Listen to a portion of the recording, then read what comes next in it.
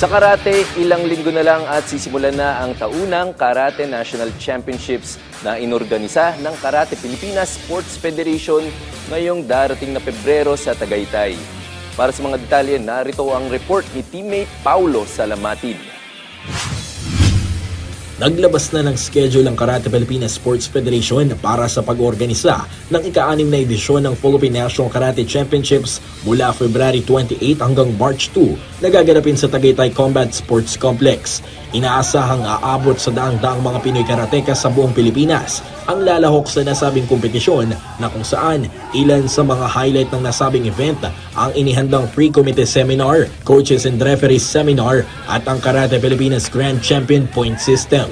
Sa panayam ng PTV Sports, ibinahagi ni Karate Pilipinas President Richard Lim ang kaibahan ng magaganap na National Championships ngayong taon sa mga nakalipas na pagsasagawa nito. We're hosting the World Youth Championships this coming 2026 in Manila. That's why we have this National Championships in Tagaytay. Kasama doon maglalaro yung mga 14 to 20 years old. And it will be part of their selection process.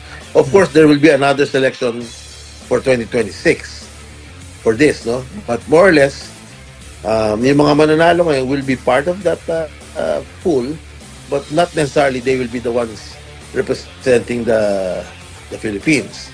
So, they have to keep up.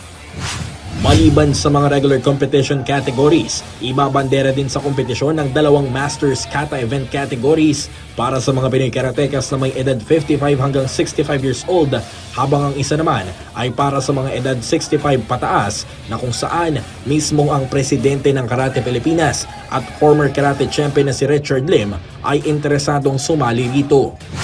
That is part of the promotion as well, no? Kasi nga, as we all know, Attorney Al Agra is promoting the Masters Pinoy, di ba?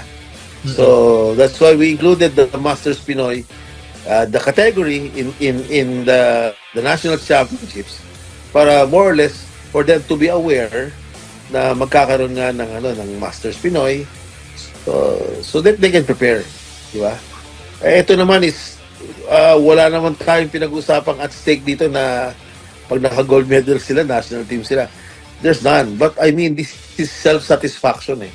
I mean, at the age of 55 and above, you still get to compete, di ba? And then, more or less, if you win, kung saan man papatutunguhan ito, kung meron man international championships, it's a nice feeling. I mean, I myself is interested to join.